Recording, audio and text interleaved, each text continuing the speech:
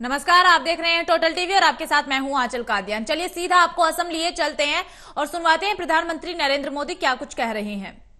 अपना पहला एम्स मिला है और असम को 3 नए मेडिकल कॉलेज मिले हैं।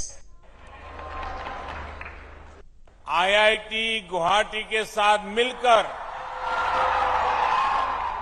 आधुनिक रिसर्च के लिए 500 बेड वाले सुपर स्पेशलिटी अस्पताल का भी शिलान्यास हुआ है और असम के लाखों साथियों तक आयुष्मान कार्ड पहुंचाने का काम मिशन मोड पे शुरू हुआ है। नए से असम के अलावा अरुणाचल प्रदेश, नागालैंड, मेघालय, मिजोरम और मणिपुर के साथियों को भी इसका बहुत लाभ मिलने वाला है। आरोग्य के इन सारे प्रोजेक्ट्स के लिए आप सभी को, नॉर्थ ईस्ट के सभी भाइयों बहनों को बहुत बहुत बधाई और बहुत बहुत शुभकामनाएं। भाइयों और बहनों, पिछले 9 वर्षों में नॉर्थ ईस्ट में कनेक्टिविटी से जुड़े इंफ्रास्ट्रक्चर को लेकर बहुत चर्चा हुई है। आज जो भी नॉर्थ ईस्ट आता है तो यहां के रोड, रेल, एयरपोर्ट से जुड़े कार्यों को देखकर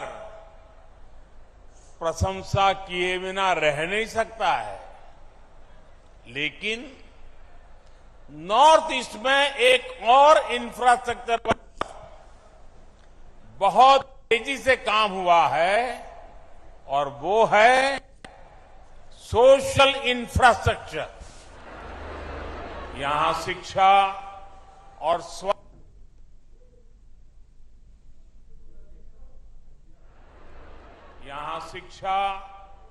स्वास्थ्य की सुविधाओं का जो विस्तार हुआ है वो वाकई दोस्तों अभूतपूर्व है। पिछले वर्ष जब मैं डिब्रूगढ़ आया था तो असम के अनेक जिलों में मुझे एक साथ कई अस्पतालों का शिलान्यास और उद्घाटन करने का अवसर मिला था।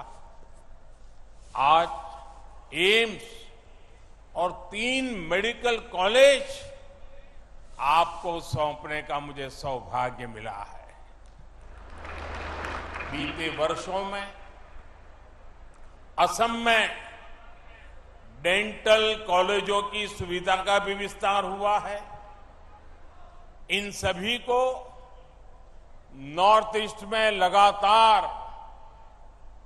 बेहतर होती रेल रोड कनेक्टिविटी से भी मदद मिल रही है। विशेष रूप से गर्भावस्था के दौरान महिलाओं को जो समस्या आती थी वो अब दूर हुई है। इससे माता और बच्चे के जीवन पर संकट बहुत कम हुआ है। आजकल एक नई बीमारी देखने को मिल रही है। मैं देश में कहीं भी जाता हूं, उत्तर में, दक्षिण में, नॉर्थ ईस्ट में, पिछले 9 वर्षों में हुए विकास की चर्चा करता हूं तो कुछ लोगों को बहुत परेशानी हो जाती है। ये नई बीमारी है। वो शिकायत करते हैं कि दशकों तक उन्होंने भी देश पर राज किया है, उन्हें क्रेडिट क्यों नहीं मिलता? क्रेडिट के भूखे लोगों और जनता पर राज करने की भावना ने देश का बहुत अहित किया है। अरे जनता तो जनार्दन का रूप होती है, ईश्वर का रूप होती है। पहले वाले क्रेडिट के भूखे थे, इसलिए नॉर्थ ईस्ट उन्हें दूर लगता था। एक परायेपन का भाव उन्होंने पैदा कर दिया था। हम तो सेवा भाव से, आपके सेवक होने की भावना से, समर्पण भाव से आपकी सेवा करते रहते हैं। इसलिए नॉर्थ ईस्ट हमें दूर भी नहीं लगता और अपनेपन का भाव भी कभी भी कम नहीं होता है। मुझे खुशी है कि आज नॉर्थ ईस्ट में लोगों ने विकास की बागडोर आगे बढ़कर खुद संभाल ली है। वो नॉर्थ ईस्ट के विकास से भारत के विकास के मंत्र को लेकर आगे बढ़ रहे हैं। विकास के इस नए आंदोलन में केंद्र सरकार एक दोस्त बनकर, एक सेवक बनकर, एक साथी बनकर सभी राज्यों के साथ काम कर रही है। आज का ये आयोजन भी इसी का एक जीता जागता उदाहरण है। साथियों, दशकों तक हमारा पूर्वोत्तर कई और चुनौतियों से जूझता रहा है। जब किसी सेक्टर में परिवारवाद, क्षेत्रवाद, भ्रष्टाचार और अस्थिरता की राजनीति हावी होती है, तब विकास होना असंभव हो जाता है। और यही हमारे हेल्थ केयर सिस्टम के साथ हुआ।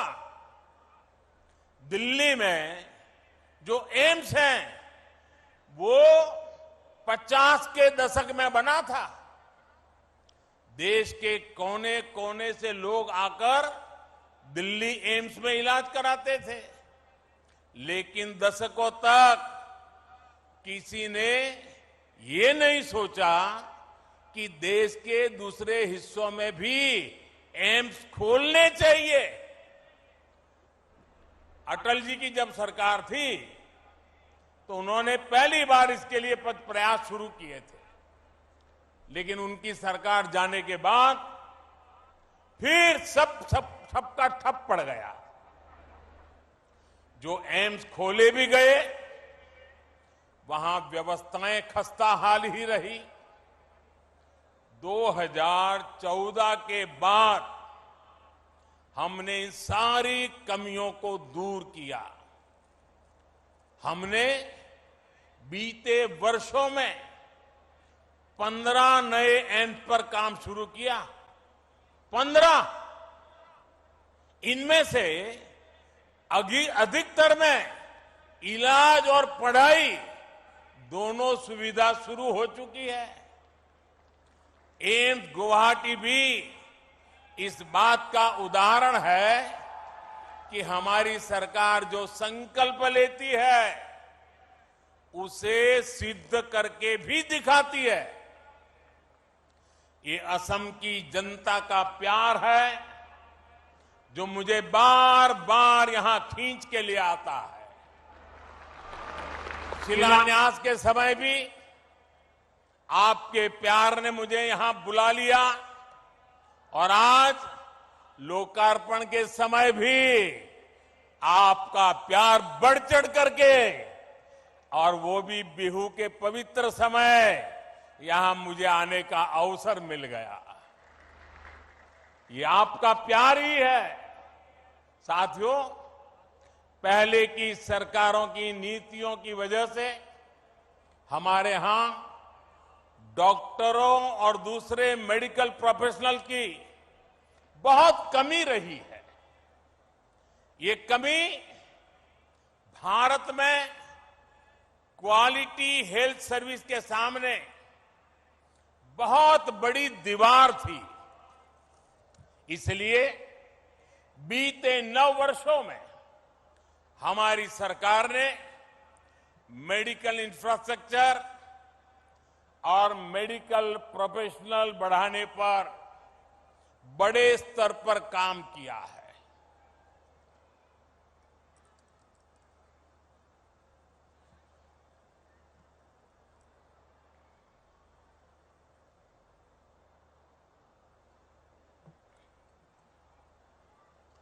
दो 2014 से पहले 10 सालों में करीब 150 मेडिकल कॉलेज बने थे। पिछले 9 वर्षों में हमारी सरकार में करीब 300 नए मेडिकल कॉलेज बने हैं। पिछले 9 वर्षों में देश में एमबीबीएस सीटें भी 2 गुनी बढ़कर 1 लाख से अधिक हो चुकी है।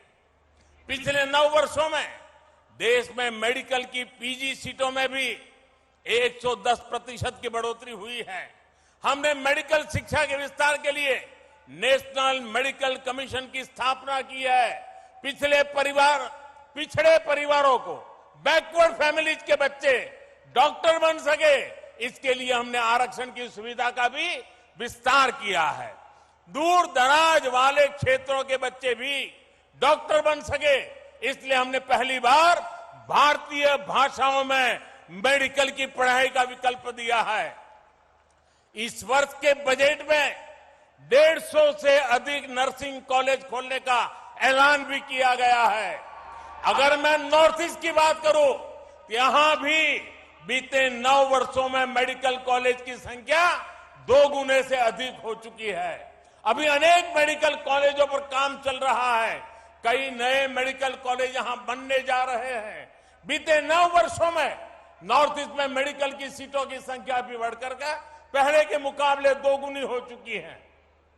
भाइयों और बहनों, आज भारत में हेल्थ सेक्टर में इतना काम इसलिए हो रहा है क्योंकि आप सभी देशवासियों ने 2014 में एक स्थिर और मजबूत सरकार बनाई।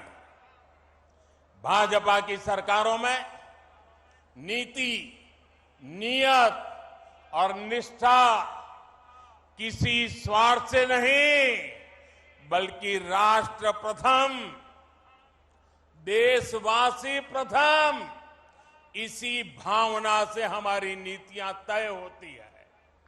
इसलिए हमने वोट बैंक के बजाय देश की जनता की मुश्किलों को कम करने पर फोकस किया। हमने लक्ष्य बनाया कि हमारी बहनों को इलाज के लिए दूर न जाना पड़े। हमने तय किया कि किसी गरीब को पैसे के अभाव में अपना इलाज न टालना पड़े। हमने प्रयास किया कि हमारे गरीब परिवारों को भी घर के पास ही बेहतर इलाज मिले। साथियों, मैं जानता हूं कि इलाज के लिए पैसे ना होना गरीब की कितनी बड़ी चिंता होती है। इसलिए हमारी सरकार ने 5 लाख रुपए तक का मुफ्त इलाज देने वाली आयुष्मान योजना शुरू की। मैं जानता हूं कि महंगी दवाइयों से गरीब और मध्यम वर्ग कितना परेशान होता है। इसलिए हमारी सरकार ने 9,000 से ज्यादा जन औषधि केंद्र खोले। इन केंद्रों पर सैकड़ों दवाइयां सस्ते में उपलब्ध कराई। मैं जानता हूं हार्ट के ऑपरेशन में, घुटने के ऑपरेशन में गरीब और मध्यम वर्ग का कितना ज्यादा खर्च हो रहा था। इसलिए हमारी सरकार ने स्टेंट की कीमतों को नियंत्रित किया, नी इम्प्लांट की कीमतों को नियंत्रित किया। मैं जानता हूं कि जब गरीब को डायलिसिस की जरूरत होती है तो वो कितना परेशान होता है।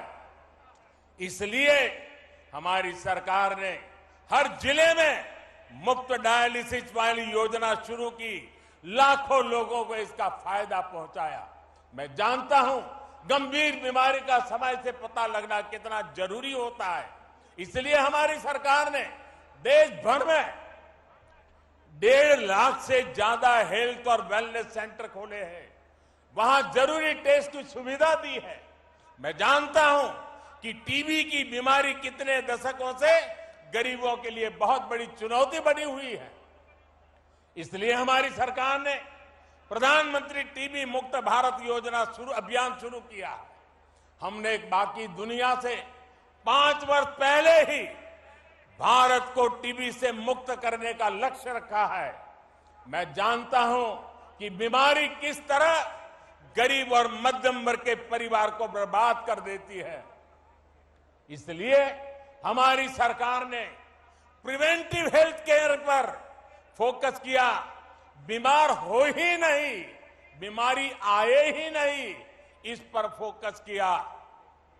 योग, आयुर्वेद, फिट इंडिया अभियान चलाकर हमने लोगों की निरंतर सेहत के प्रति जागरूक किया है। साथियों, आज जब मैं सरकार की इन योजनाओं की सफलता देखता हूं तो खुद को धन्य मानता हूं कि गरीब की इतनी सेवा करने का परमात्मा ने और जनता जनार्दन ने मुझे आशीर्वाद दिया। आयुष्मान भारत, प्रधानमंत्री जन आरोग्य योजना आज देश के करोड़ों गरीबों का बहुत बड़ा संबल बनी है।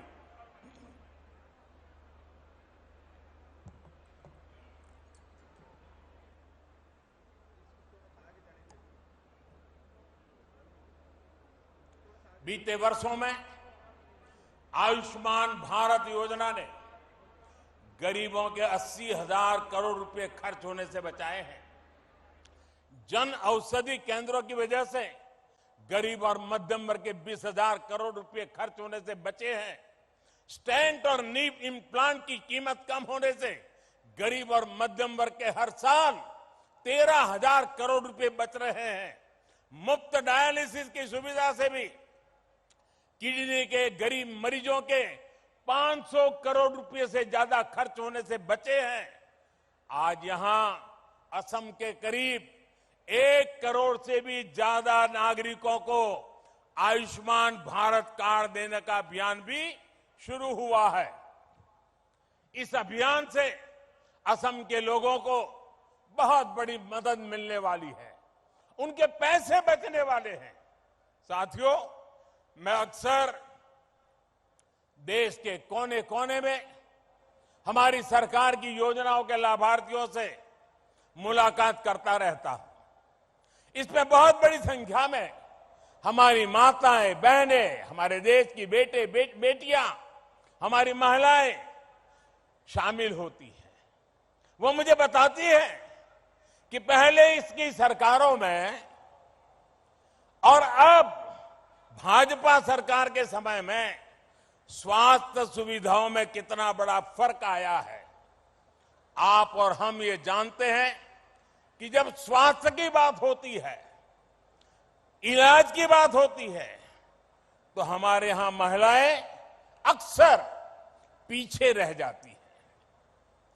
हमारी माताओं बहनों को खुद को लगता है कि क्यों अपने इलाज पर घर का पैसा खर्च करवाएं, क्यों अपनी वजह से दूसरों को इतनी तकलीफ दें।